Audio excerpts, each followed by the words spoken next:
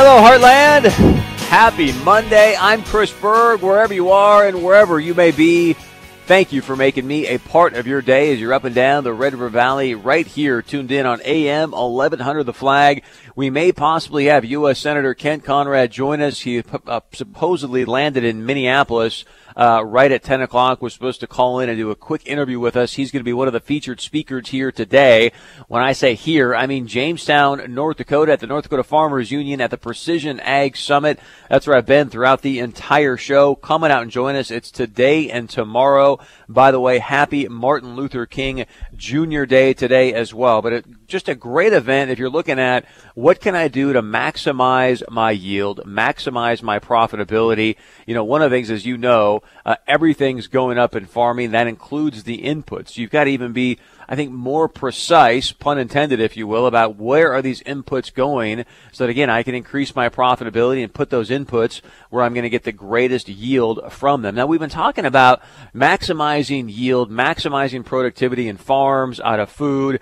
One of the things I thought that was very interesting, early in the show, Dr. Shrikala said that, look, plants are like people. She made that comment, and I thought, boy, what a great comment leading into my 10 o'clock guest, Dr. Spencer Berry from FargoMedicalWeightLoss.com. Again, FargoMedicalWeightLoss.com. And I think about what she said. I go, okay, so what are we doing to our kids right now? How do we begin to maximize the output, maximize the potential of our kids? Because we're spending all this time talking about plants. What about what I think is the most valuable resource on our planet? That's the hearts and minds of young people. And last night, Dr. Berry asked me to check out this video, and it is shocking what we are doing to our kids. We've talked about this before, the obesity rate in today's youth. It's unprecedented. We've never seen anything like this before. Many experts are saying that this young generation may not outlive their parents because of the obesity problem in children, because of type 2 diabetes becoming so prevalent in kids. Dr. Berry, I know you're in studio. I appreciate you coming in there. Again, if you want to find out more about Dr. Berry and his program, you can go to FargoMedicalWeightLoss.com. Again, FargoMedicalWeightLoss.com. Dr. Berry, let's start with the video, if we can, last night. It was shocking about what fructose really is, how prevalent it is in foods, and what it's doing to our kids. Yes, good morning, Chris. It's good to be with you. Yes, the video we're talking about, Dr. Robert Lustwig, who is a pediatric endocrinologist at the University of University of California, San Francisco.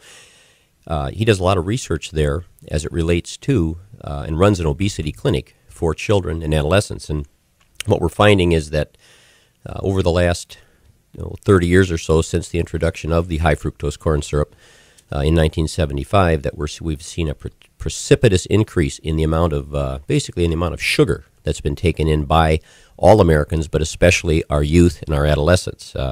And this, of course, has been contributing to this marked increase, what they call the obesity epidemic, which we're seeing straight across the board, but especially now impacting down into our children, even our preschool age children, and some would even take it lower than that. But it's certainly, we know the association is there, and now they're looking at the causation. And one of the things that they're finding at this point is a very suspicious link with the high fructose corn syrup. You know, he talked about the Coke conspiracy. Again, with me, he's in studio. I'm in Jamestown. Dr. Spencer Berry from FargoMedicalWeightLoss.com. He talked about the Coke conspiracy and the impact that soda pop and sugary drinks have on our kids. If you can talk about that, then I've got it's almost a sad anecdote I want to share after you talk about the Coke conspiracy, Doc. Yes, Chris, it's one of those situations, and again, not to get into conspiracy theories per se, but I think it's important to look at this from a standpoint of positivity and say, what can we do to make a positive impact and a positive benefit for our kids? And certainly what we've found is that the amounts of sugar intake, which has gone up dramatically, is mainly as it relates to the processed sugars in the sports drinks and fruit drinks and soda pops. This is where we've seen increased calorie intake across the board, say in teen boys maybe being up about 275 calories higher than it used to be in the 70s. All of which of those, other than 5 calories, are that from carbohydrates or sugar. And so it's this increase in sugar. This is what's being used to sweeten the juices, the soda pops that we're finding out there, specifically Gatorade, Powerade, and all of the like, which, again, have their purpose in elite athletes as it relates to the replenishing of some stores. But when taken in larger quantities by folks who are not burning things at that rate, this is handled differently in the body. The fructose is handled differently than glucose in the body, and therefore it leads to a higher rate of obesity and fat deposition. Dr. Spencer Berry with FargoMedicalWeightLoss.com. So what are some key things? Obviously, it sounds like soda pop, juices. I mean, the anecdote I wanted to share, Doc, and I want you just to run down sort of a quick laundry list of foods to avoid that have got this high fructose corn syrup in it. But we had a parent in a while back, and she was talking about how her kids have, snack time, and most kids have snack time at school. And she said all the kids there drink either soda pop or juice. Her son was the only one in the entire class that was drinking water. And the teacher even said, gosh, no one ever drinks water at this deal.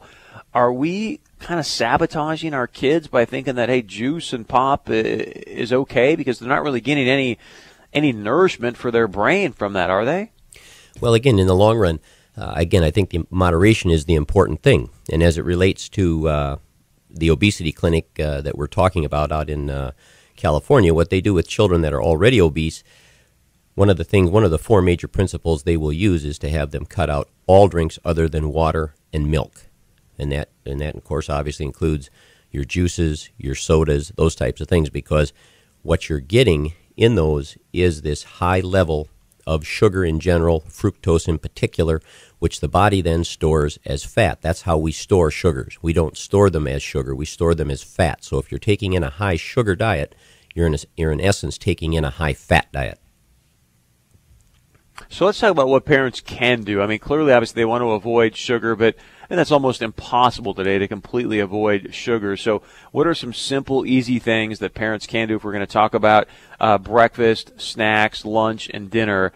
What can parents do to help get these kids started off right in the morning, get them through school? I mean, I've always said this. Look, if kids aren't properly getting the proper nutrition in school, how in the world can we expect our education system to thrive if they're sitting on that desk chair starving? Their neurons can't form, their brains can't develop. So what's some great brain food that parents can be feeding their kids? Well, again, initially in the morning, again, for children that are not obese, for children that are growing and developing normally, again, a good idea is to, if you're going to take in fruits, take in the whole fruit. An orange, a banana, an apple, you can take these in toto, because in this fashion, you will get some of the sugars, obviously, but they're not as concentrated, and you also get them with the fiber, and that is how they were meant to be taken in, because when we used to take in more fiber than we do, that fiber is an essential nutrient. As it comes through and is passed through the intestine, it tends to regulate and help diminish a total amount of carbohydrate absorption. Therefore, giving the children whole fruits is important. But also making sure you get in protein in the morning, things in the nature of eggs. And a lot of people forget to think about such things as pork or bacon or some of the other protein-producing meats that we have out there. There are certainly certain plants that will have that protein, but also eggs and cheese, which are excellent dairy forms of protein. So getting some protein going in the morning along with, say, a whole fruit. Again, for individuals that are growing and developing normally, this is a nice way to get a broad spectrum of what we call the important macronutrients going for the children. But again, it's up to the parents to get this started for children until they are able to make those decisions appropriately and wisely for themselves. A lot of parents out there are saying, come on, Doc, I'm racing to get to work. I don't have time. I know one of the things I've implemented since talking to you is I've got these great turkey sausage patties. I throw them in the mic. It's, a minute and 15 seconds. They're done. They're cooked, and it's a great source of protein, I think, yeah? Yes, they are. And again, when it comes to time, and there is a great time crunch, obviously, and a time compression in our society in general. But a great expression is we always have time for the things we put first. And if we put nutrition first, if we look at this and understand the value and recognize the value that this has both to us and especially our children, if we put that first and make that a priority, we'll make time and we'll make sure that we plan the night before as to what we're going to be doing in the morning before we get off, because that's exactly right. breakfast is a very busy time for all of us, and whether we're heading out the door, getting to work, getting kids ready for school, or a variety of things. But the good news is it's the least social event as far as eating goes, in terms of it's almost become utilitarian in that we get it done. And therefore, if we've planned ahead of time, we can make sure we have those products ready to go. And as you said, there are many products that are out there that are good. The sausage patties, again, bacon, eggs, those don't take a long time to prepare. And some of those can even be made ahead of time on the weekend, such as an egg bake, and then used throughout the week. Dr. Spencer Berry, you can learn more at FargoMedicalWeightLoss.com. Last week we had Joe Heilman in. Great story that Dr. Berry's worked with him. Lost over 20 pounds in about, I think, 6 to 8 weeks. So if you're someone that says, hey, you know what, I'm looking to trim some pounds, no matter how many or how few, you can get a free body composition analysis from Dr. Berry. Just go to his website, FargoMedicalWeightLoss.com. Give him a call, and he'll take care of you. Let's talk about sort of that mid-morning snack. I've got young kids. Again, I want them to get the most out of that time they're in school, make sure their brain is operating at maximum function, if you will. What's kind of that good mid-morning, mid-afternoon snack to keep them going and not have them get fat? Well, again, one of the favorites, I guess, would be almonds. I think is something that individuals who are looking to get protein, get good nutrition, and stay away from the processed sugars, if you go with almonds, that is a very healthy choice and a very healthy way to obtain some good energy. It doesn't take a lot. You can 8 to 10 almonds being eaten at a time make for anywhere from 150 to 170 calories. You get a good breakdown.